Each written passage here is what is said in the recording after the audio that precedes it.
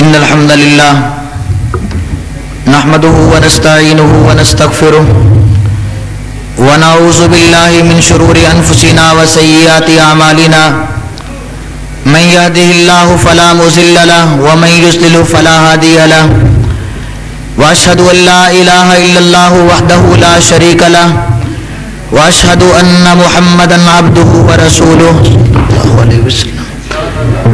أما بعد فإن خير الحديث كتاب الله وخير الهدي هدي محمد صلى الله عليه وسلم وشر الأمور محدثاتها وكل محدثة بدعة وكل بدعة ضلالة وكل ضلالة في النار. فأعوذ بالله السميع العليم من الشيطان الرجيم من همزه ونفخه ونفسه. بسم الله الرحمن الرحيم. اليوم أكملت لكم دينكم وأتممت عليكم نعمتي ورضيت لكم الإسلام دینا. ہر قسم کی حمد و ثنا، تعریفات، تقدیسات، بڑائی، کبریائی اس اللہ وحدہ لا شریک کی ذات ذوالجلال کے لیے ہے جو کائنات کا خالق و مالک اور واحد داتا ہے، بگڑی بنانے والا، مشکلیں حل کرنے والا، حاجت روا، غریب نواز، دستگیر، وحدہ لا شریک اس ذات پاک کے لیے ہر قسم کی تعریفات ہیں. درود و سلام امام کائنات، سید المرسلین، خاتم الانبیاء، شاف محشر محمد الرسول اللہ صلی اللہ علیہ وسلم کی ذات گرامی کے لیے جن کو اللہ ذوالجلال والاکرام نے پوری کائنات کا رہبر و رہنما، مقتدا و پیشوا اور امام اعظم بنا کر بھیجا ہے. حضرات، آج جو موضوع میرے ذمے لگایا گیا ہے، عید میلاد النبی کی شرعی حیثیت کتاب و سنت کی روشنی میں اور علماء احناف بریلویہ کی روشنی کے اندر انشاءاللہ آپ کے سامنے رکھنے کی کوشش کروں گا. اللہ ذوالجلال والاکرام نے ہمیں وہ دین اسلام عطا کیا ہے کہ جس دین کا آغاز آدم علیہ السلام سے ہوتا ہے. ہر دور میں انبیاء اس دین کی تبلیغ کرتے رہے، لیکن کسی دور میں اسلام کی تکمیل نہیں ہوئی. جب آقا کائنات محمد الرسول اللہ صلی اللہ علیہ وسلم اس کائنات کے اندر جلوہ افروز ہوئے، آسمان سے نبوت کے وحی کے انوار بکھرنا شروع ہوتے ہیں، حتیٰ کہ وہ دور بھی آتا ہے جب سید الکونین حج کے موقع پہ میدان عرفات میں ہے. آسمان والے نے قرآن سے آیات نازل کر دی، الیوم اکملت لکم دینکم واتممت علیکم نعمتی ورضیت لکم الاسلام دینا. آج میں نے دین کو مکمل کر دیا ہے، آج اسلام کی تکمیل ہو چکی ہے، اور میں نے بھی تمہارے لیے وہی دین پسند کیا ہے جو میں نے خود آسمانوں سے نازل فرمایا ہے، اور اس کے بعد کسی اور دین کی کوئی ضرورت اور حاجت نہیں ہے. آدمی سوچتا ہے کیا دین کی تکمیل کے بعد بھی کوئی اضافے ہو سکتے ہیں؟ میں آپ سے ایک سوال کرنا چاہوں گا کہ ایک آدمی گلاس رکھتا ہے، اس کے اندر پانی ڈالتا ہے، پھر اس کے بعد ایک دعویٰ کرتا ہے کہ یہ گلاس بالکل مکمل ہو چکا ہے، اب کوئی گنجائش باقی نہیں ہے. اب اس کے بعد بے وقوف آدمی ہے جو پانی ڈالے گا، نہ وہ گلاس کے اندر سمائے گا نہ اس کے اندر داخل ہوگا، بلکہ جتنا بھی زائد پانی ہوگا وہ باہر گر جائے گا، گلاس اس کو قبول نہیں کر سکتا ہے. جب اسلام کی تکمیل ہو چکی ہے، مالک کائنات نے اعلان کر دیا ہے، اب کوئی آدمی دین میں اضافہ کرنے کی کوشش کرے تو کعبہ کے رب کی قسم ہے، رب کا لایا ہوا اتارا ہوا دین جو امام کائنات پہ مکمل ہو چکا ہے، وہ دین کے اندر کوئی اضافہ برداشت کر سکتا ہی نہیں ہے. بے شک بے شک. حضرات، آگے بڑھتا ہوں. اللہ کے پیارے حبیب جناب محمد الرسول اللہ صلی اللہ علیہ وسلم کی حدیث آپ نے بڑی مرتبہ سن رکھی ہے، من احدث فی دیننا ھذا ما لیس منہ فہو رد. جو آدمی دین میں کوئی اضافہ کرتا ہے جو اسلام کے اندر نہیں، اپنی طرف سے بنا کے لاتا ہے، فہو رد، وہ مردود چیز ہے، اسلام کے اندر اس کی کوئی گنجائش باقی نہیں ہے. جب اسلام اللہ تعالیٰ نے بیچا، نبی کائنات کے ذریعے آیا. آپ نے کئی باتیں سنی. قرآن و سنت کے مجموعے کا نام اسلام ہے. اب اس کے اندر اضافے کی کوئی گنجائش نہیں. اللہ تعالیٰ اپنے نبی کی زبان سے اعلان فرماتے ہیں فَهُوَ رَدْ وہ مردود ہو کے رہ جائے گا. اب کوئی آدمی اگر دین میں کوئی ایسی بات لاتا ہے اس کی حیثیت کیا ہے؟ امام مالک رحمت اللہ علیہ ان کا قول ہے من ابتدع فی الاسلام سنتا فیراها حسنا. کوئی آدمی دین میں کوئی عمل لے کے آتا ہے جس کو بڑا خوبصورت بنا کے بڑا ملمع کر کے اس پہ بڑے بڑے جشن کے نام لے کے عید کے لیبل لگا کے بڑے بہترین انداز میں لے کے آیا, لیکن اس پہ اللہ کے قرآن کی مہر موجود نہیں ہے, نبی کائنات کی حدیث کی مہر موجود نہیں ہے. من ابتدع فی الاسلام بدعتا یراها حسنا, اسلام میں بدعت لے کے آیا ہے اور اس کو بدعت حسنہ سمجھتا ہے. فرمایا فإنہ قد زعم انہ قد خان الرسالہ, اس آدمی نے امام کائنات کی توہین کی ہے اور اس نے سمجھا ہے کہ نعوذ باللہ سید الکونین جن کو رب ذوالجلال نے امانت والا بھی بنایا تھا, صادق بھی بنایا تھا, انہوں نے دین کے اندر خیانت کی ہے, رسالت کے اندر خیانت کی ہے. کیونکہ اللہ تعالیٰ نے اپنے نبی سے کہا تھا یا ایھا الرسول بلغ ما انزل الیک من ربک وان لم تفعل فما بلغت رسالتہ. اے پیغمبر جو بھی نازل ہوا ہے آگے پہنچا دیں, اگر نہ پہنچایا تو آپ نے رسالت کا حق ہی ادا نہیں کیا ہے. جو اس دور میں نیکی نہ تھی آج نیکی لا کے نیکی بنا کے پیش کرنے والا سمجھتا ہے کہ نعوذ باللہ اللہ کے رسول سے یہ بات رہ گئی تھی اور آج میں تمہارے سامنے نیکی پیش کر رہا ہوں. اور اللہ تعالیٰ نے قرآن میں یہ بات ارشاد فرما دی الیوم اکملت لکم دینکم واتممت علیکم نعمتی ورضیت لکم الاسلام دینا. سفیان ثوری رحمت اللہ علیہ بڑی پیاری بات کہتے ہیں, فرمایا البدعۃ احب الی الشیطان من المعصیہ فإن المعصیۃ یتاب منہ. فرمایا جو آدمی بدعت کرتا ہے شیطان کو بڑی پسند ہے. ایک آدمی زنا کرے, چوری کرے, بدکاری کرے, گناہ کا کوئی کام کرے, اس کے مقابلے میں ایک آدمی دین کا نام لے کر دین کا لیبل لگا کے شریعت اپنی طرف سے بنا کے لاتا ہے, شیطان کو یہ بدعت زیادہ پسندیدہ لگتی ہے. کیونکہ ایک آدمی چوری کرے گا اس کے دل میں کبھی بھی مومن کے دل میں ڈر آئے گا, وہ اللہ سے معافی مانگ لے گا. کوئی زنا کرنے والا ہے جب قرآن کی آیات سنے گا وَإِذَا تُلِيَتْ عَلَيْهِمْ آيَاتُهُ زَادَتْهُمْ ایمانا, ایمان بڑھ کے اس کے دل میں اللہ کا خوف آئے گا, زناکاری سے توبہ کر لے گا. کوئی آدمی بے حیائی پھیلانے والا, گانے سننے والا, بدکاریاں سننے والا, کبھی اللہ کا ڈر آئے گا توبہ کر لے گا. لیکن جس نے عمل ہی اس لیے کیا ہے بڑا بہترین عمل ہے, بڑی اعلیٰ نیکی ہے, اتنا اجر ملتا ہے, اتنا ثواب ملتا ہے, لیبل بھی اپنے گھر کے, مہریں بھی اپنے گھر کی, کیسے وہ اس سے باز آئے گا؟ شیطان تو یہی چاہتا ہے کہ دین حق سے ہٹا بھی دیا جائے, لیبل بھی بڑے خوبصورت لگائے جائیں. فرمایا شیطان کو نافرمانی کے مقابلے میں بدعت زیادہ پسندیدہ ہے, اور حقیقت بھی یہی ہے. لیکن ہمیں اسلام کیا اصول دیتا ہے, قرآن کیا اصول دیتا ہے؟ اللہ تعالیٰ نے سورہ اعراف کے اندر بڑی واضح بات کہی اتبعوا ما انزل الیکم من ربکم ولا تتبعوا من دونہ اولیاء. لوگوں اس چیز کی اتباع کرو جو تمہاری طرف نازل کیا گیا ہے. آسمان سے قرآن کا بھی نزول ہوا ہے, آسمان سے نبی کی سنت کا بھی نزول ہوا ہے, احادیث بھی منزل من اللہ ہے, قرآن بھی منزل من اللہ ہے. جس طرح قرآن کی وحی آتی تھی اس طرح حدیث کی بھی وحی آتی تھی. اللہ نے فرمایا اتبعوا ما انزل الیکم من ربکم, جو تمہاری طرف نازل کیا گیا ہے اس کی اتباع کرو. ولا تتبعوا من دونہ اولیاء, اس کے علاوہ جو تم نے اولیاء بنا رکھے ہیں ان کی اتباع نہیں کرنی ہے. واضح لفظ ولا تتبعوا من دونہ اولیاء. رب نے اتباع کے لیے اپنا قرآن رکھا ہے, اپنے نبی کی سنت رکھی ہے, حدیث رکھی ہے.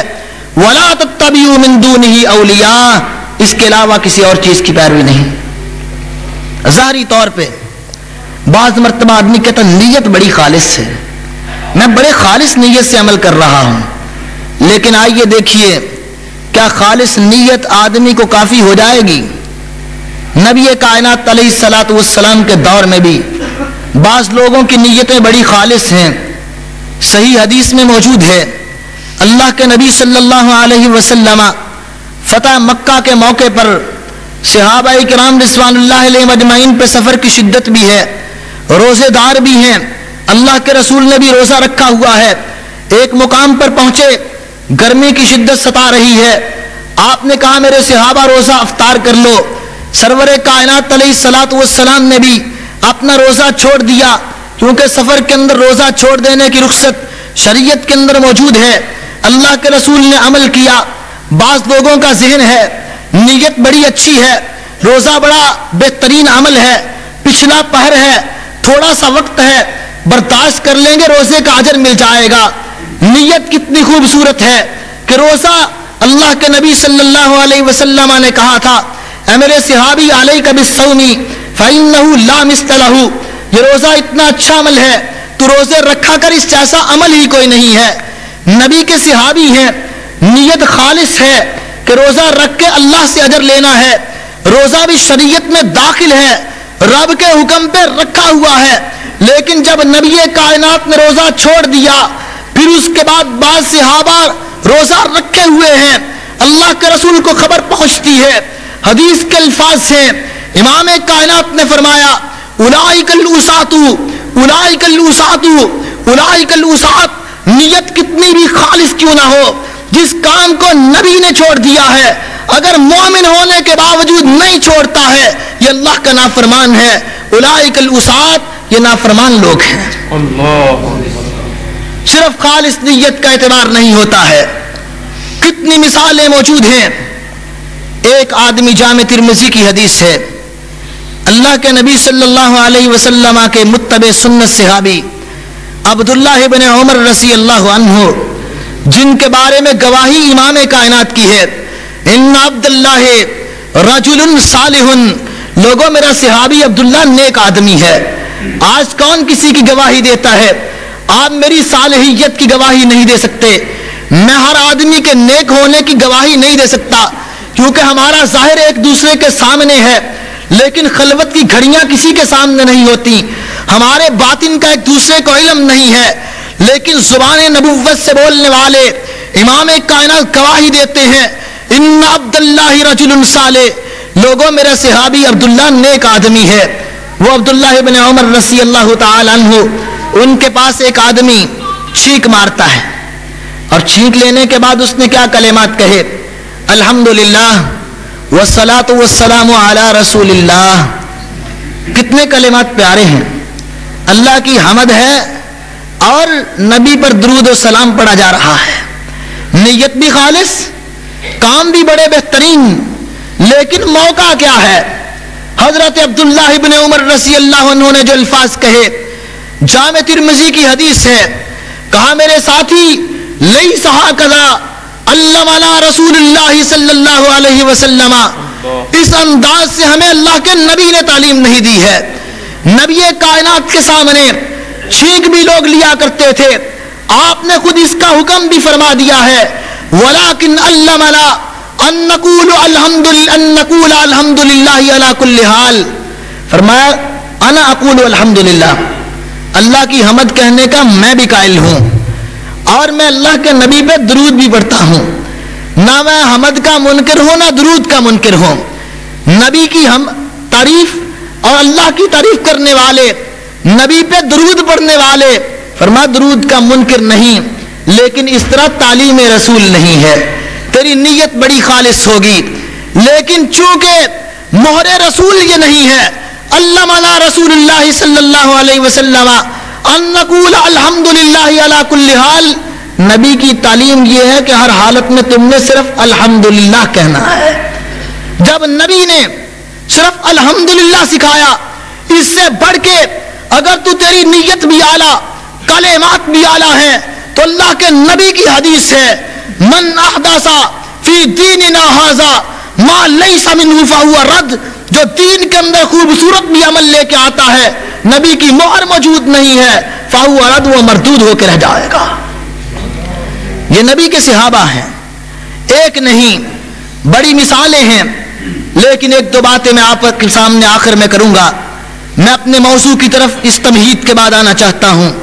جب ہمارے سامنے یہ بات واضح ہے کہ دین میں کمی بیشی کی کسی آدمی کو کوئی بھی حقداری حاصل نہیں، کوئی اپنی مرضی سے اضافہ نہیں کر سکتا، آج ایک پورے ملک کے اندر بڑا معرکۃ الارا مسئلہ پیش کیا جاتا ہے، جشن عید میلاد النبی، اور بدقسمتی بھی کہیے ان لوگوں کی جو اہل الحدیث پہ تان کرتے ہیں۔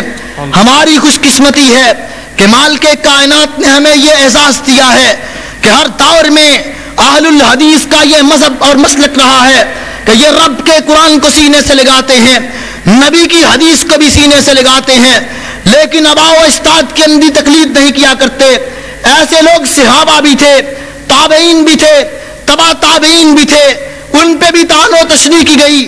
کل قیامت کا دن ہوگا، ہم اس بات کی گواہی دیں گے کہ اللہ تیرے قرآن کی خاطر، تیرے نبی کی حدیث کے استمساک کی خاطر کل بھی ہم پہ طعن و تشریح ہوتی تھی، ہر دور میں ہوتی رہی، لیکن ان کا مقابلہ کرتے ہوئے ہم نے تیرے قرآن کو بھی سینے سے لگائے رکھا، تیرے نبی کی سنت کو بھی سینے سے لگائے رکھا ہے، سبحان اللہ سبحان اللہ۔ اور اس بات کی کوئی پرواہ نہیں۔ اس لیے کسی کو غصہ کرنے کی ضرورت نہیں، لیکن حقائق بیان کرنا چاہتا ہوں۔ اگر کوئی عالم مجھ پہ تنقید کرے اس کا حق بنتا ہے، کوئی صاحب بصیرت تنقید کرے اس کا حق بنتا ہے، علم کے میدان میں گفتگو کرے حق بنتا ہے، لیکن اللہ ہماری قسمت بھی تو نے اتنی اعلیٰ بنائی ہے، کوئی حنفی کہلائے وہ عالم ہو ہی نہیں سکتا، چاہے بغداد کے اندر پڑھ کے آ جائے، چاہے ایران سے سندے لے کے آ جائے، چاہے عراق کی یونیورسٹیوں میں پڑھ کے آئے، بڑے بڑے لیبل شیخ الاسلام کہلا دے، لیکن وہ عالم ہو ہی نہیں سکتا جو مقلد ہوتا ہے۔ اگر میں یہ بات کہوں آپ کہیں جھوٹ بولتے ہیں، اگر کوئی حنفی بات کہے تو پھر مان لینا، جس کو تم شافی کہتے ہو وہ بات کہے تو مان لینا۔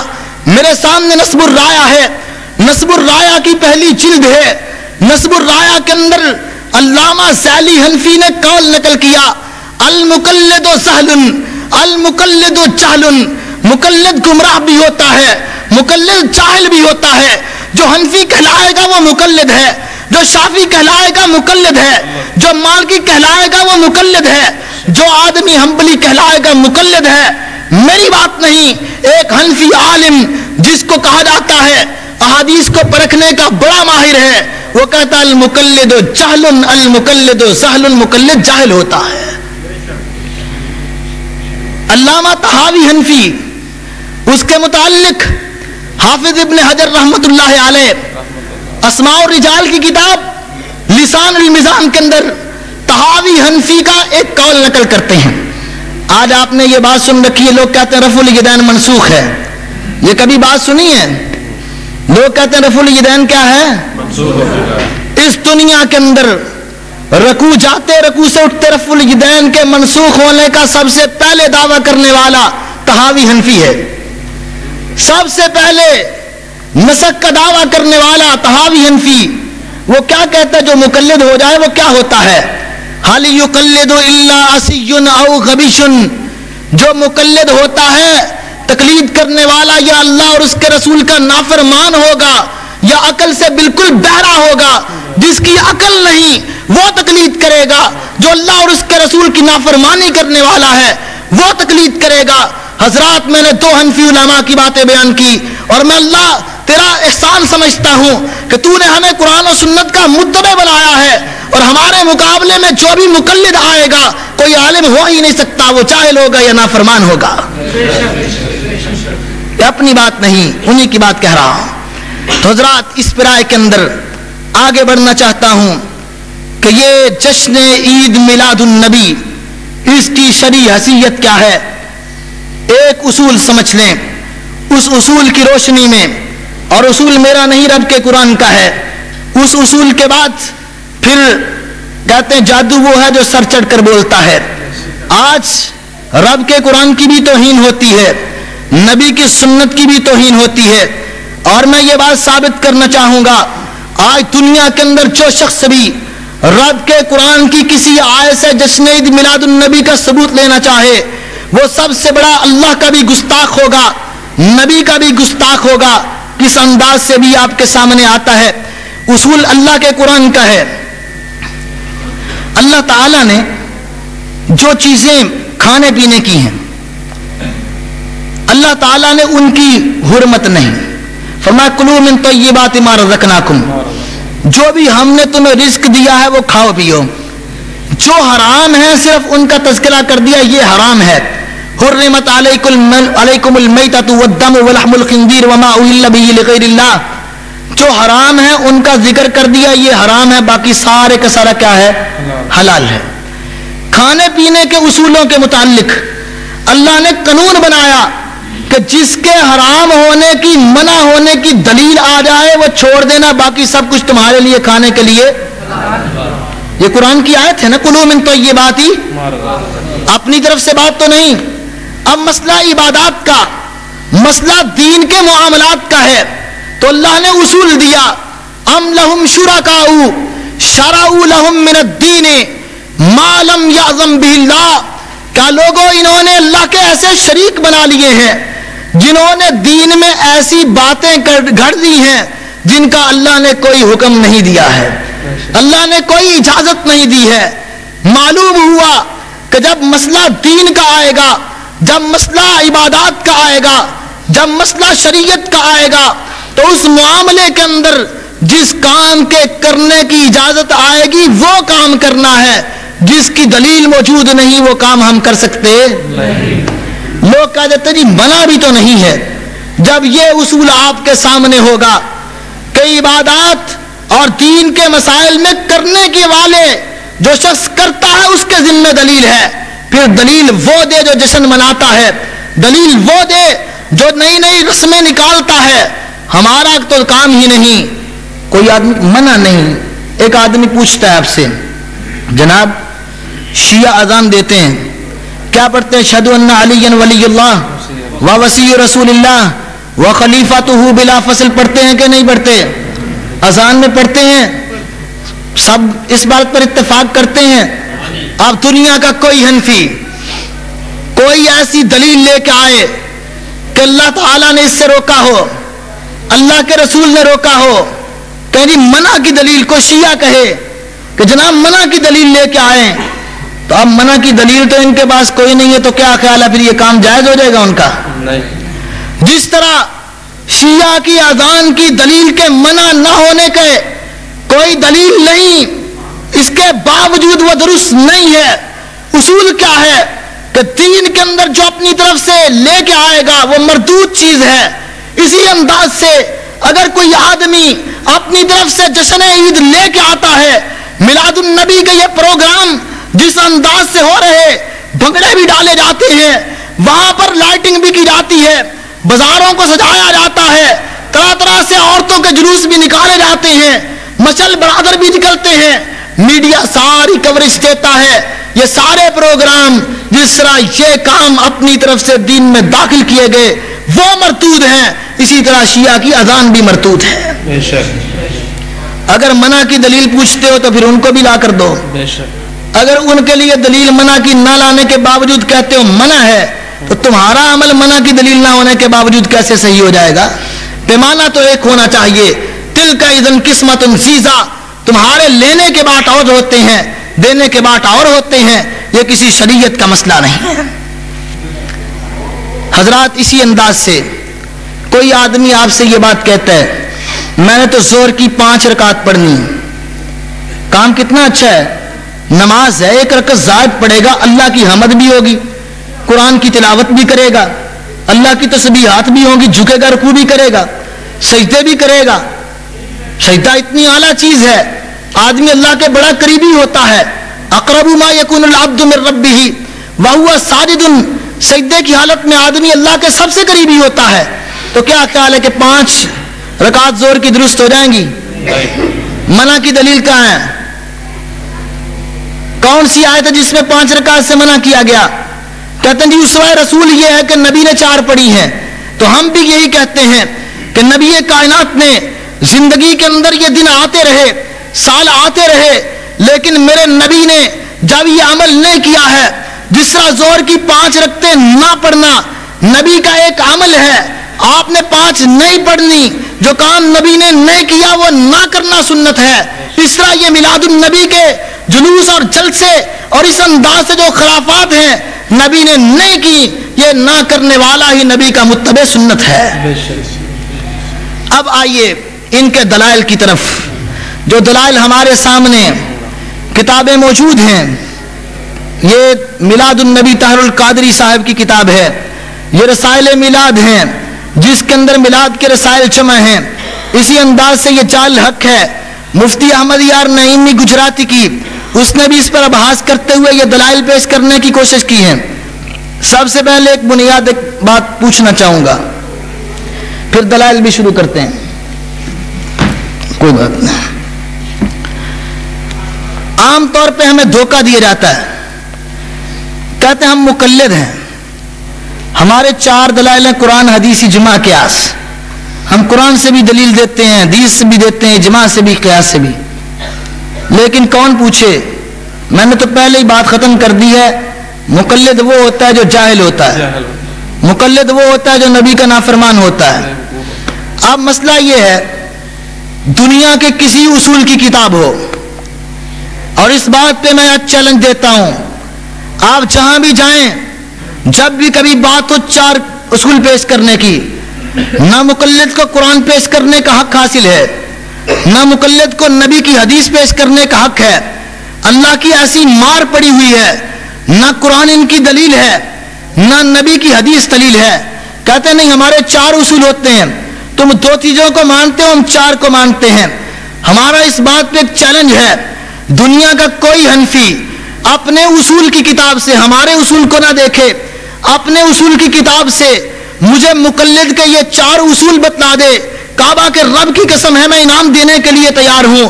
لیکن دنیا کا کوئی حنفی اپنے اصول کی کتاب سے مقلد کے لیے یہ اصول پیش نہیں کر سکتا کہ مقلد کے لیے قرآن بھی دلیل ہوتا ہے، مقلد کے لیے حدیث بھی دلیل ہوتی ہے، مقلد کے لیے اجماع بھی دلیل ہوتا ہے، مقلد کے لیے قیاس بھی دلیل ہوتا ہے۔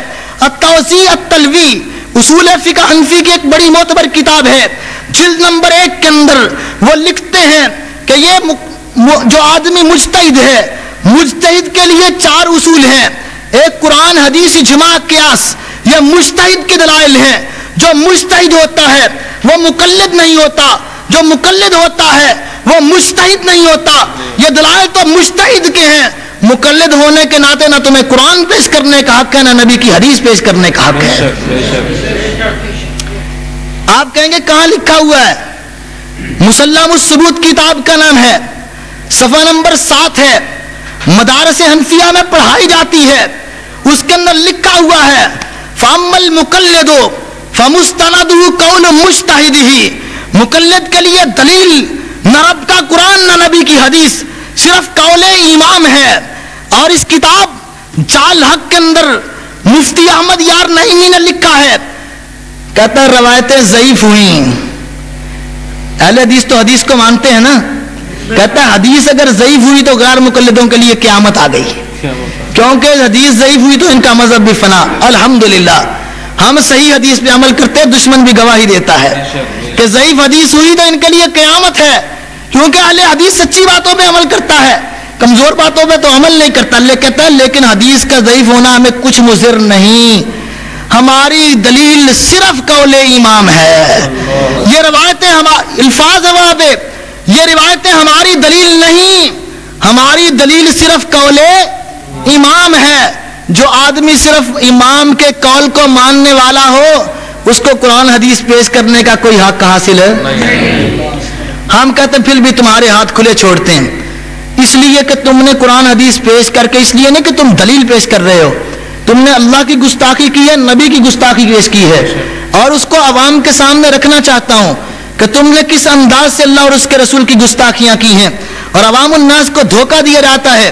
آج اس حوالے سے قرآن کی ایک آیت پیش کی جاتی ہے، میرے ہاتھ میں یہ ترجمہ احمد رضا خان بریلوی کا ہے، اور اس پہ حاشیہ نعیم الدین مراد آبادی کا ہے. نعیم الدین مراد آبادی کا حاشیہ اور ترجمہ بھی احمد رضا خان بریلوی کا اس قرآن سے یہ ایک آیت پیش کرتے ہیں. کہتے ہیں کل بفضل اللہ وبرحمتہ فبذالک فلیفرحوا. کہتے ہیں کل بفضل اللہ، اللہ کے فضل کے ساتھ، وبرحمتہ اور اس کی رحمت کے ساتھ، فلیفرحوا مومنو خوشیاں مناؤ. مومنو کہتے دیکھیں اللہ کی رحمت، وما ارسلناک الا رحمۃ للعالمین، نبی کائنات بہت بڑی رحمت ہیں.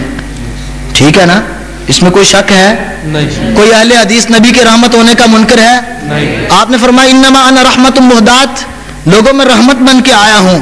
نبی کائنات رحمت ہیں، کوئی اہل حدیث اس کا منکر نہیں. کہتے جب رحمت مانتے ہو تو فلیفرحوا خوشیاں مناؤ. تو مناتے کیوں نہیں پھر تم؟ لو جی گل بنی ہے کہ نہیں؟ کوئی قرآن دی آیت پیش کر دیتی ہے، وہ ہن بھی نہیں میلاد مانتے تسی. جو آدمی صرف میلاد النبی کا منکر ہے، میلاد کا معنی نبی کی پیدائش، وہ آدمی مومن ہو ہی نہیں سکتا جو نبی کی میلاد کا منکر ہے. نبی کی میلاد کو مانا ہے تو نبی کو مانا ہے. نبی کے میلاد کا کائنات کے اندر جو آدمی منکر ہے وہ اہل ایمان سے نہیں ہے. مسئلہ میلاد النبی کا نہیں، مسئلہ میلاد منانے کا ہے، جشن منانے کا ہے، عیدیں منانے کا یہ انداز ہے. آج اس پہ بات ہوگی کہ جشن عید میلاد النبی مناؤ. اب مسئلہ یہ ہے، آپ نے یہودیوں کا نام سنا ہوا؟ یہودیوں کا قرآن مجید نے ان کا کہیں تذکرہ کیا ہے؟ یحرفون الکلم عن مواضعہ، وہ اپنی کتابوں کو ان کے معانی سے، ان کے الفاظ سے پھیر کر بیان کرتے ہیں.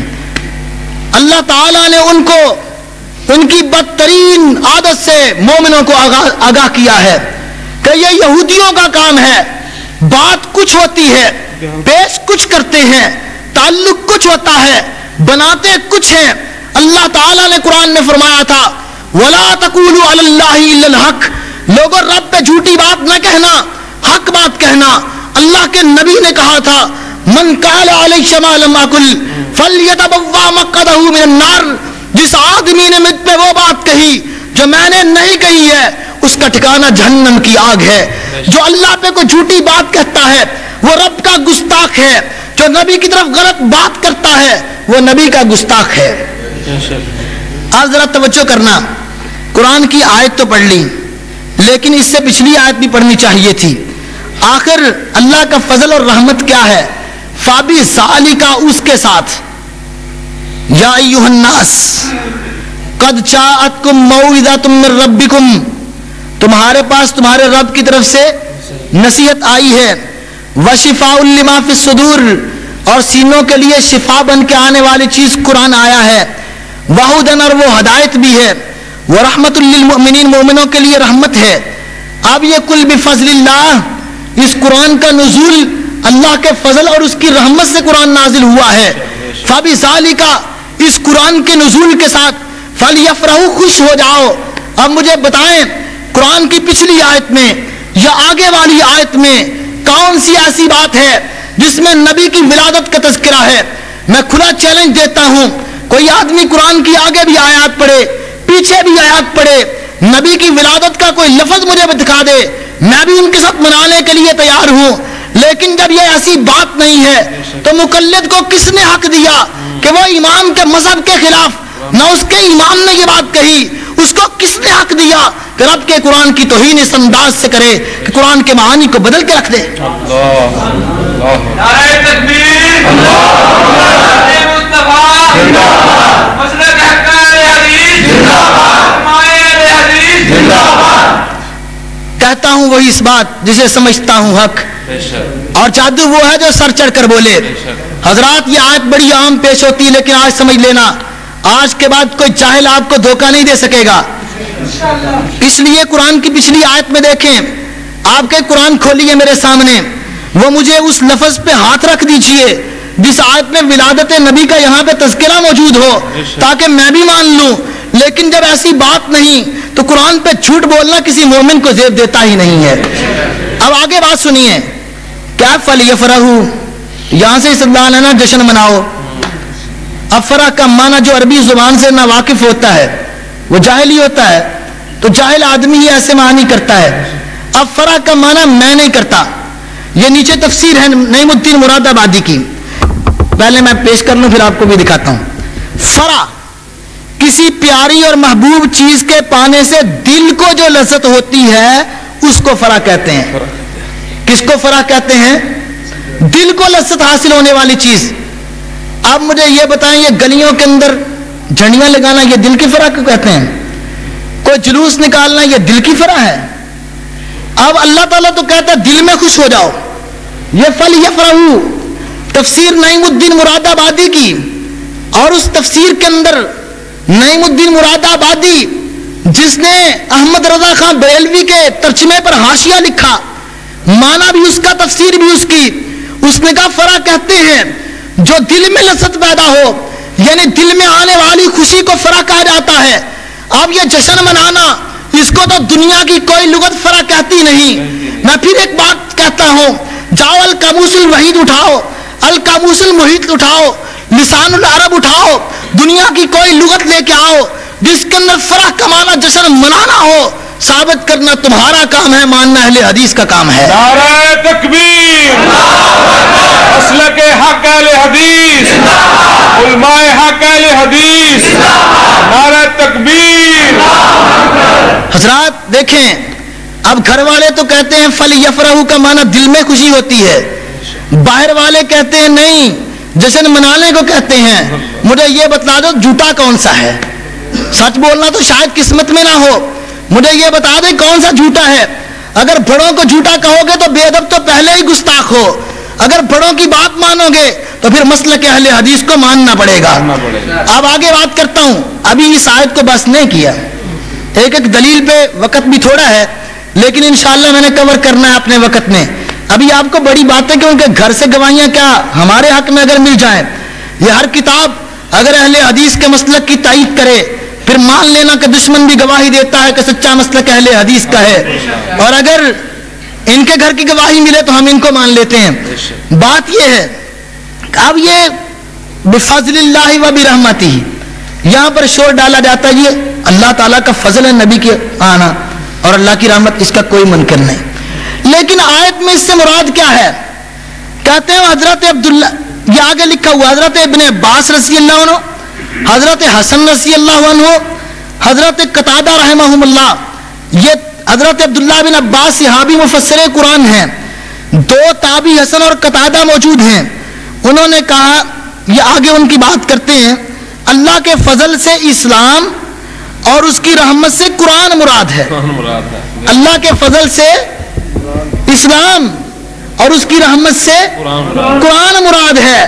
پھر آگے لگتے ہیں کہ ایک قول اور بھی ہے, ایک قول یہ ہے کہ فضل اللہ سے قرآن اور رحمت سے حدیث مراد ہے. یہ لکھا ہوا ہے فضل اللہ سے قرآن اور رحمت سے حدیث مراد ہے. ایک اسلام کی نعمت ہے, ایک قرآن کی نعمت ہے, ایک قرآن کی نعمت ہے, ایک حدیث کی نعمت ہے. اس آیت پہ عمل کرنے والا اگر کائنات کے اندر کوئی ہے تو وہ اہل حدیث ہے. اگر مانا تمہارا لے لیں, فضل اللہ اللہ کا قرآن اور اللہ کی رحمت سے مراد حدیث ہے.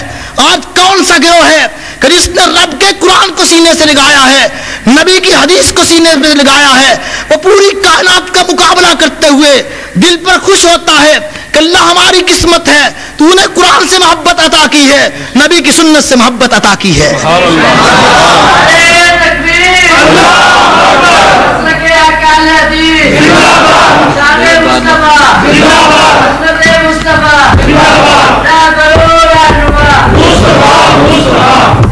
حضرات میرے خیال میں اور باتیں مجھے دوسرے دلائل پر بھی کرنی ہیں.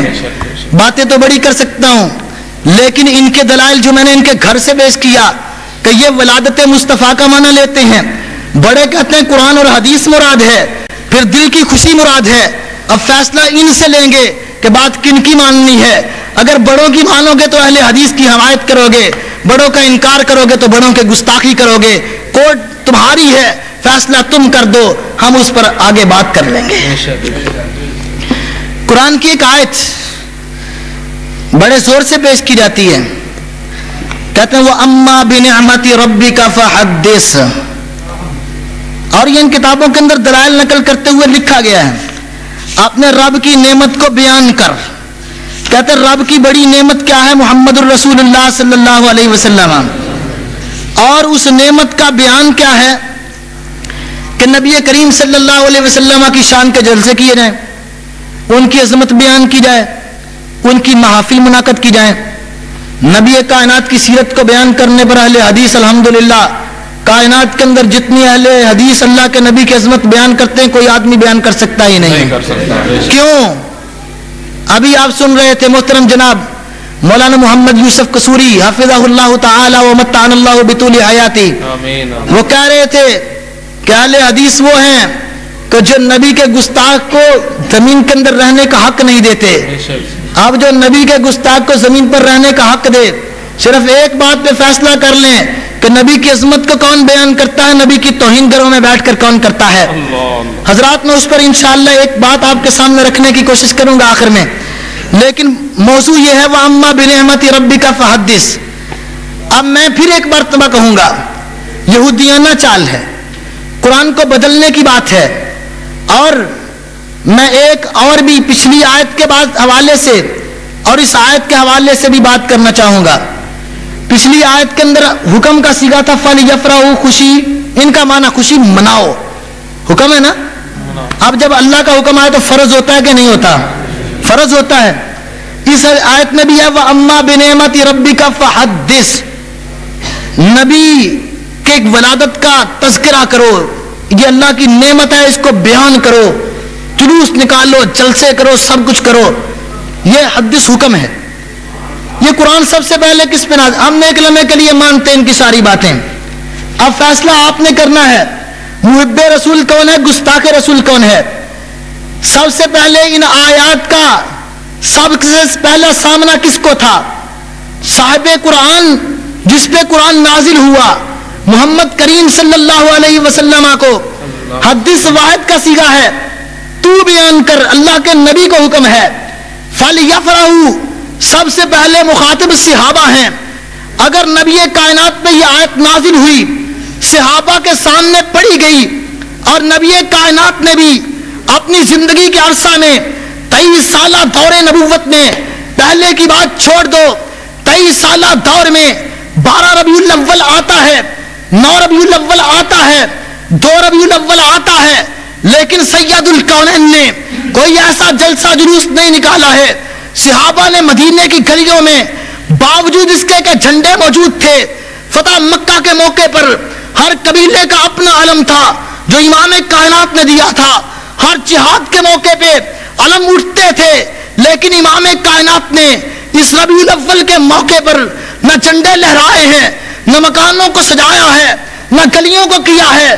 تو مجھ کو بتلاؤ, تم یہ آیات پیش کر کے ولادت نبی کا جشن اور جشن عید میلاد النبی کا ثبوت پیش کرتے ہو, پھر نبی کائنات کو یہ آیت سمجھ نہیں آئی؟ صحابہ کو سمجھ نہیں آئی؟ کیا رب کے حکم کی نافرمانی کرتے رہے؟ کوئی آدمی اگر قرآن کی کسی آیت سے جشن عید میلاد النبی کا ثبوت لیتا ہے تو سب سے پہلے وہ اللہ کی بھی گستاخی کرتا ہے, نبی کی گستاخی کرتا ہے, صحابہ کی گستاخی کرتا ہے کہ انہوں نے یہ عمل نہیں کیا, ہم کرنے والے ہیں, کیونکہ ان کی کتابوں میں لکھا ہوا ہے کہ 6 صدیوں تک بھی اس کا کوئی وجود نہیں تھا. بے شک. ابھی بات کرتے ہیں اس پر بھی. تو پھر اس کا یہ مطلب ہوا کہ اس آیت کی سب سے پہلے مخالفت نعوذ باللہ اللہ کے نبی نے کی ہے, صحابہ نے کی ہے. اگر انہوں نے عمل کیا ہے نا آیات پہ, تو وہ عمل کیسا تھا, کہاں ہے؟ آخر عمل تو کیا ہے نا قرآن کی آیات پہ صحابہ نے, اللہ کے نبی نے, تو وہ عمل کون سا تھا, کہاں ہے؟ اگر عمل نہیں کیا تو گستاخ ہو, فیصلہ کر دیں. اب کوئی مومن تو یہ جسارت نہیں کرے گا کہ اللہ کے نبی نے عمل نہیں کیا, اگر کیا ہے تو وہ ہمیں بھی دکھا دیں کہ یہ عمل کرتے تھے اس آیت پہ, ہم بھی اس طرح کا عمل کرنے کے لیے تیار ہیں. اب اس آیت کے اندر اب دیکھیں, میں نے وہی کہا نا یہودیانہ چال ہے. آیت کے اندر اللہ تعالیٰ نے 3 نعمتوں کا تذکرہ کیا. کہا الم یجد کا یتیمن فآوا, اے نبی ہم نے آپ کو یتیم پایا پس ہم نے آپ کو جگہ عطا فرمائی. ووجدہ کا ضالا فہدا, ترجمہ احمد رضا صاحب نے کیا تمہیں اپنی محبت میں خود رفتہ پایا تو اپنی طرف راہ کی ہدایت دی. یعنی آپ راہ چاہ رہے تھے, اللہ نے نبوت کا دروازہ کھول کے غار حرا پہ جایا کرتے تھے، اللہ نے نبوت عطا فرما دی۔ تیسرا انعام ووجدک عائلا فاغنا، آپ کے پاس مال نہیں تھا، فقیری تھی، اللہ تعالیٰ نے آپ کو غنی مالدار کر دیا۔ کتنے احسان ہوئے؟ 3۔ ایک، یتیمی اللہ نے جگہ عطا کر دی، مکے کے اندر بھی معلم بنا دیا، مدینے کے اندر بھی آپ کو امام بنا دیا۔ آپ راہ تلاش کر رہے تھے، نبوت عطا کر دی۔ آپ کے پاس مال نہیں تھا، اللہ نے مال عطا کر دیا۔ 3 انعامات اللہ نے 3 باتوں کے مقابلے میں 3 باتیں طلب کی ہیں۔ فَأَمَّا الْيَتِيمَ فَلَا تَقْهَرْ، جب آپ یتیم تھے اللہ نے جگہ دی، اے نبی آپ نے بھی زندگی بھر کسی یتیم کو ڈانٹنا نہیں ہے۔ فَأَمَّا الْيَتِيمَ فَلَا تَقْهَرْ وَأَمَّا السَّائِلَ فَلَا تَنْهَرْ، آپ کے پاس بھی کبھی مال نہیں تھا، اللہ نے عطا کیا، آپ نے کوئی سائل آئے تو اس کو جھڑکنا نہیں ہے۔ اور اللہ تعالیٰ نے جو آپ کو نبوت کی نعمت عطا کی ہے، وَأَمَّا بِنِعْمَتِ رَبِّكَ فَحَدِّثْ، اس نبوت کی نعمت کا آپ اللہ کے سامنے اظہار کیجئے۔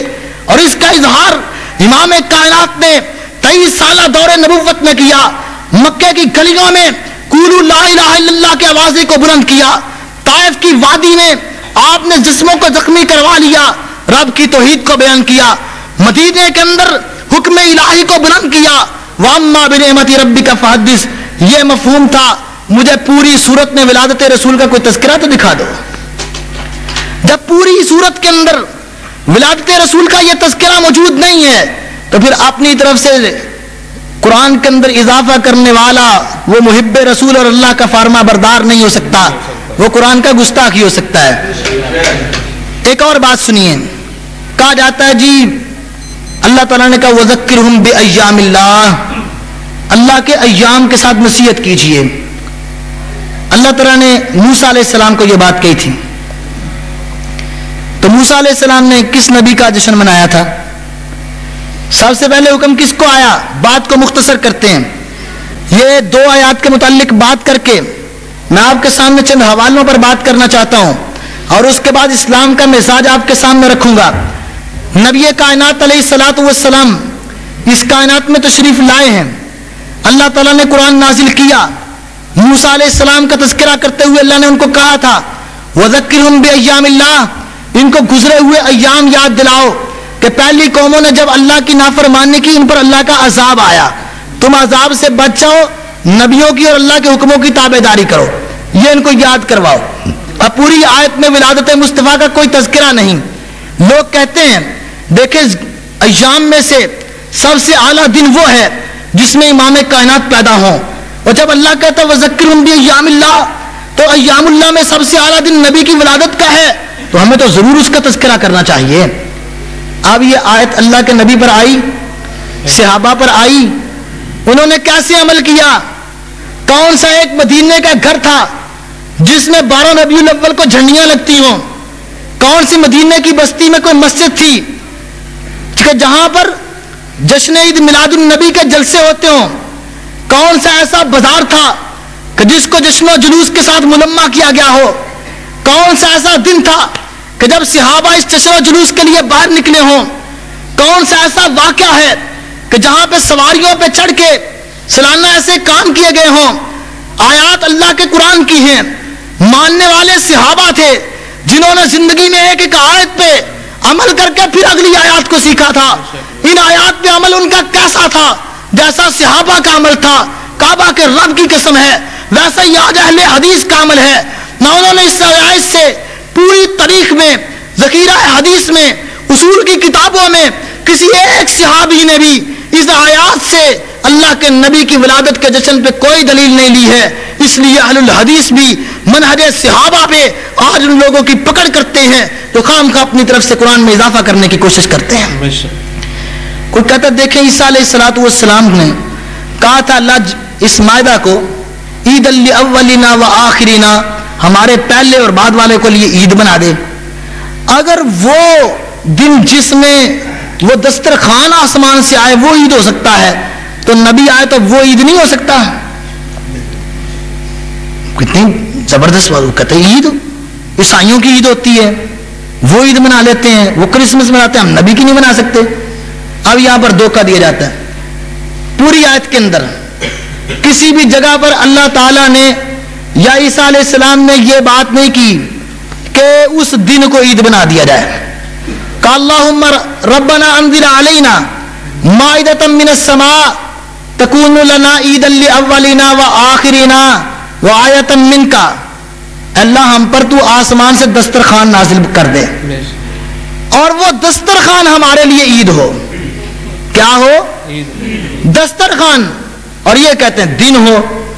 اب قرآن کہتا ہے اس دسترخوان کا مطالبہ کیا کہ وہ عید خوشی بن جائے. لیکن یہ آیت، یہ ساری باتیں امام کائنات سے پہلے گزر چکی ہیں. نبی کائنات نے اس آیت پہ کیسے عمل کیا؟ بات وہی ہے، ہم اللہ کے نبی کے متبع ہیں. جو کام اللہ کے نبی نے کیا وہ کرنا سنت ہے، جو نہیں کیا وہ نہ کرنا سنت ہے. جب اس آیت سے امام کائنات نے اپنی ولادت کے جشن پہ دلیل نہیں لی ہے تو کسی مسلمان کو حق نہیں ہے کہ اس سے دلیل پکڑے. تو حضرات، جو آیات پیش کی جاتی ہیں، خلاصتاً آپ کے سامنے یہ بات عرض کی کہ یہ آیات سب سے پہلے اللہ کے نبی اور صحابہ مخاطب تھے، لیکن کسی بھی صحابی نے اس سے جشن و جلوس پہ کوئی دلیل نہیں لی ہے. اس لیے آج ایک محض دھوکہ اور لوگوں کو ورغلانے کی بات ہے جو کبھی بھی کارگر ثابت نہیں ہو سکتی ہے. آئیے بات آگے بڑھاتا ہوں.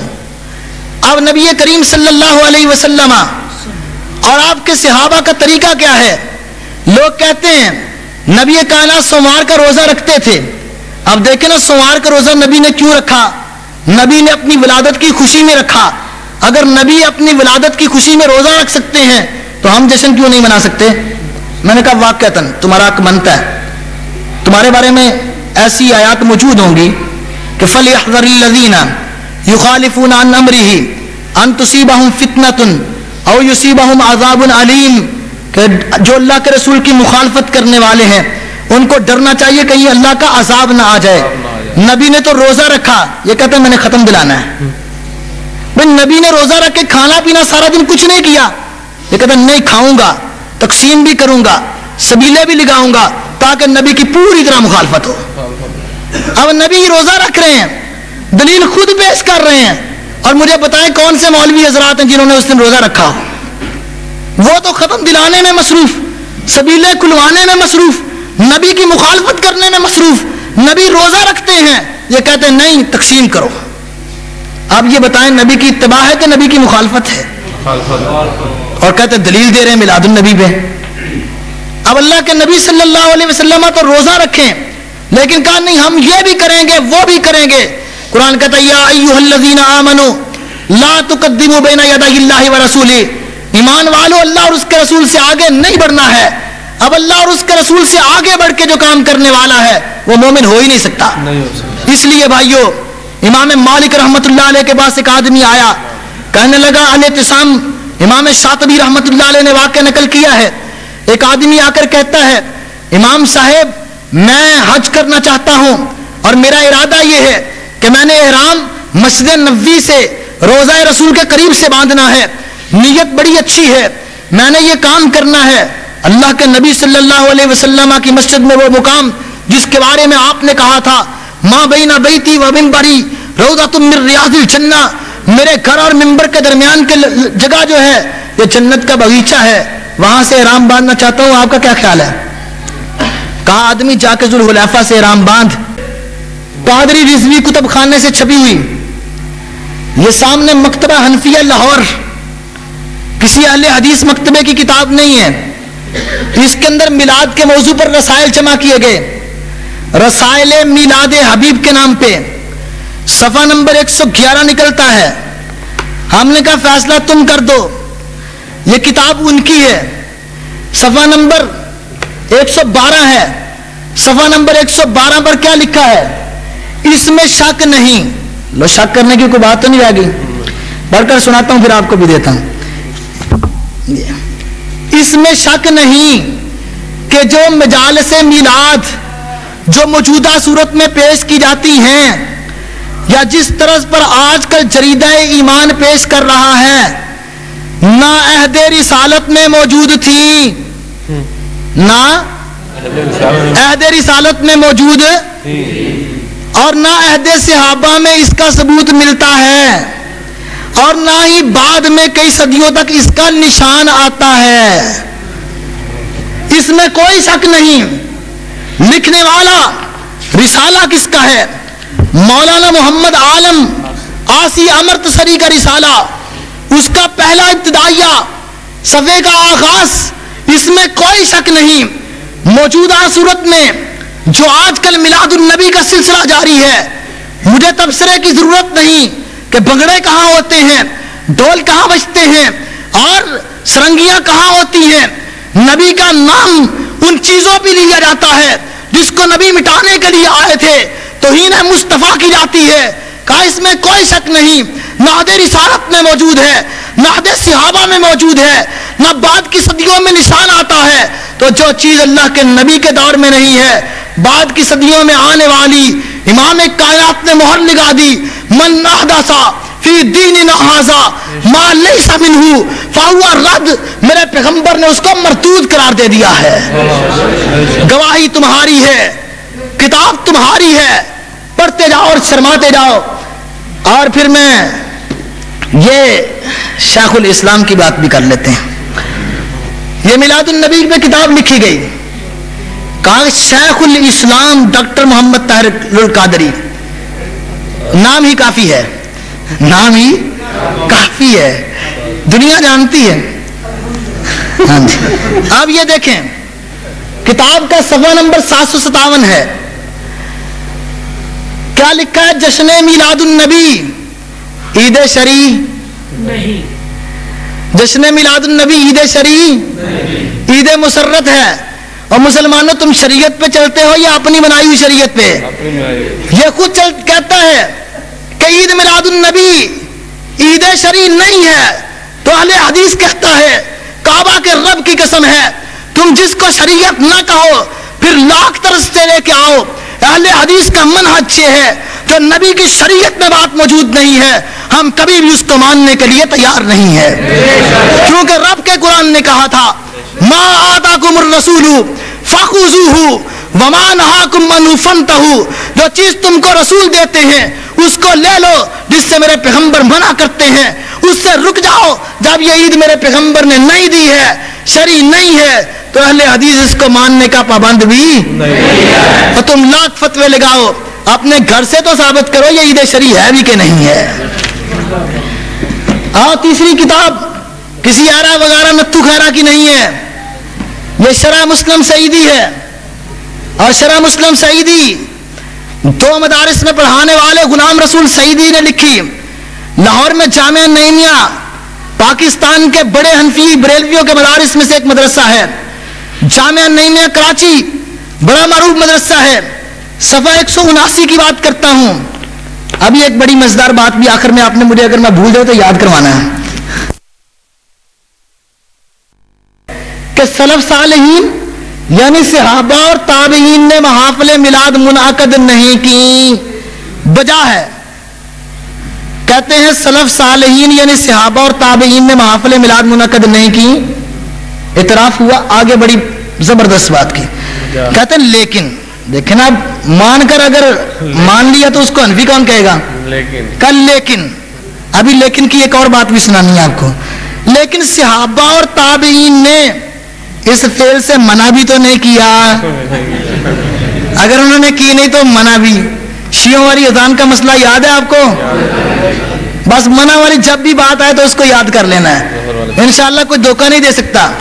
یہ کتاب کہتا ہے یہ بات بچا ہے کہ صحابہ و تابعین نے محافل میلاد منعقد جب صحابہ نے نہیں کی، سلف صالحین نے نہیں کی، تابعین نے نہیں کی، تو تم کو کس نے حق دیا ہے کہ تم یہ کام کرو؟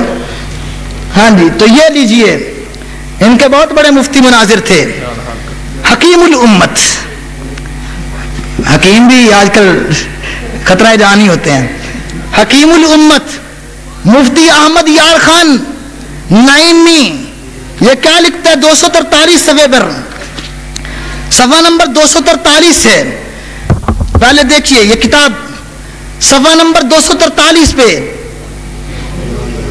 جال حق، ہم تو اس کو جال باطل ہی کہتے ہیں لیکن ہمارے حق میں آج حق ہی ہے۔ کہتے ہیں امام سخاوی نے فرمایا میلاد شریف 3 زمانوں میں کسی نے نہ کیا. میلاد شریف 3 زمانوں میں سے بعد میں ایجاد ہوا. 3 زمانوں میں سے کسی نے بعد میں. اب مجھے بتائیں جو چیز بعد میں ایجاد ہوئی ہو اس پر قرآن کی آیتیں پیش کرنے والا جاہل نہیں تو اور کیا ہوتا ہے؟ جو چیز بعد میں پیدا ہوئی ہو اس پہ حدیثیں پیش کرنے والا بے وقوف اور نافرمان نہیں ہوتا تو کیا ہوتا ہے؟ اس لیے میں نے ابتدا میں بات کہی تھی جو مقلد ہوتا ہے وہ جاہل ہوتا ہے. ایک طرف کہتا ہے بعد میں ایجاد ہوئی ہے, ایک طرف قرآن کی آیتیں پیش کر رہا ہے. یہی تو جہالت کے نمونے ہیں. کس نے شروع کیا؟ کہتا ہے جس بادشاہ نے پہلے ایجاد کیا. جس نبی نے نہیں, صحابہ نے نہیں, کس نے؟ بادشاہ نے. شاہ اربل ہے اور ابن وحیہ نے اس کے لیے میلاد شریف کی ایک کتاب لکھی. کرائے کے مولوی اس وقت بھی مل جاتے تھے. کرائے کے مولوی اس وقت بھی مل جاتے تھے. ابن وحیہ نے ایک کتاب لکھی جس پر بادشاہ نے اس کو 1000 اشرفیاں نظر کی. یہ یہاں سے شروع ہو رہی بات. جس بادشاہ نے پہلے ایجاد کیا. اچھا تسی واؤ میں اگلی گل کرنا. اب یہ دیکھیں رب کے قرآن سے ثابت نہیں ہوئی کوئی حدیث. ایسے جشن پہ دلیل نہیں ہے جشن عید میلاد النبی پہ. ان کے گھر سے کتنی گواہیاں آپ کے سامنے رکھی کہ یہ بات کی ایجاد ہے. تو الحمدللہ مسلک اہل حدیث واضح ہوتا ہے کہ اہل حدیث جو بات عمل کرتا ہے اس پہ پہرا داری بھی رکھتا ہے, تمہارے گھر سے گواہی بھی پیش کرتا ہے. ایک اور گواہی لیتے چلو جاؤ. یہ میرے پاس مشکات کی شرح ہے. مرکات ملا علی قاری حنفی نے لکھی ہے. جاؤ حنفی جو بھی مشکات پڑھاتے ہیں وہ اس کو جانتے ہیں کہ اس کی اہمیت ان کے نزدیک کیا ہے. اور فیصلہ کن بات بیان کر کے میں آگے اپنے موضوع کو اختتام پذیر کرنا چاہتا ہوں. 55 منٹ میری گفتگو کو ہو چکے. 5 منٹ میں اپنی گفتگو کو اور بڑھا کے پھر چند سوالات بھی ہیں. یہ کہتے ہیں والمتابعات, متابعت پیروی, متبع کہا جاتا ہے نا, متبع اس سے متابعت. ہم سب متبع سنت ہیں. والمتابعات کما تکون فی الفعل تکون فی الترک. جس طرح کام کرنے میں مطابقت ہوتی ہے کام چھوڑنے میں بھی مطابقت ہوتی ہے. نبی کا اسوہ ہے, نبی نے گالیاں, اب گالیاں چھوڑنا نبی کی سنت ہے. نبی نے غیبتیں نہیں کی, غیبتیں چھوڑنا نبی کی سنت ہے. جس طرح مطابقت کرنے میں نماز نبی نے یوں پڑھی رفع الیدین کے ساتھ, نبی نے فاتحہ پڑھنے کا حکم دیا, حدیثیں موجود کرنے کی بھی سنت ہے. نہ جو نہیں کیا وہ نہ کرنے میں سنت. اب اللہ کے نبی صلی اللہ علیہ وسلم نے میلاد النبی کا یہ جشن نہیں منایا, یہ نہ منانا یہ نبی کی سنت ہے. کہتے فمن واظب علی فعل لم یفعلہ شارع فہو مبتدع. لو یہ آپ کو میں بات سمجھاتا ہوں. یہ صفحہ نمبر 41 ہے مرکات جلد نمبر 1 کا. فمن فعل, کوئی آدمی ایسا عمل کرتا ہے, من واظب علی فعل لم یفعلہ الشارع, جس کو شارع نے نہیں کیا, فہو مبتدع, وہ کیا ہے؟ بدعتی ہے. اب آپ نے گواہیاں سنی, صحابہ کے دور میں تابعین کے دور میں یہ کام موجود ہے, ان کے گھر کی گواہیاں ہیں. شارع نے نہیں کیا, اللہ کے رسول نے یہ محافل میلاد منعقد, گھر کی گواہی ہے. فیصلہ بھی ان کے گھر کا. جو ایسا کام کرتا ہے جو شارع نے نہیں کیا ہے فہو مبتدع, میں نہیں کہتا, بدعتی کا فتویٰ ملا علی قاری نے لگایا ہے.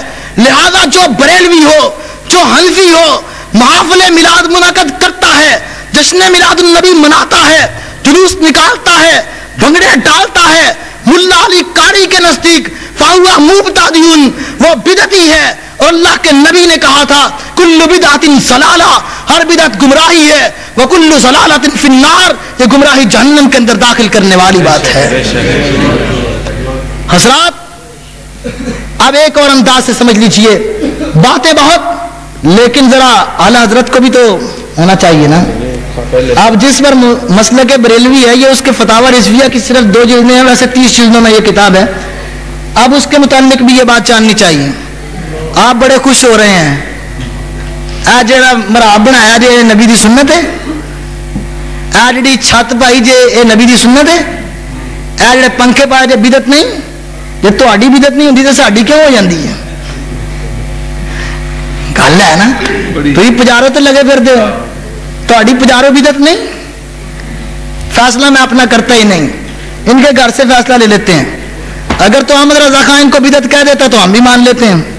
अगर वो कहता है जनाब ये दुनिया के जो मामलात होते हैं ना, ये गाड़ी दुनिया है, अगर हाफिज अब्दुल मन्नान साहब के पास अगर गाड़ी नहीं है तो इनके दीन में कोई कमी नहीं है। एक आदमी के पास 10 गाड़ियां हैं, उनके दीन का कोई इजाफा नहीं। एक आदमी की छत वो तिनकों की पड़ी हुई है, उसके दीन में कोई कमी नहीं है। एक आदमी 10 बिल्डिंगें बनाकर बैठा, उसके दीन में कोई इजाफा नहीं। ये दीन का मसला ही नहीं।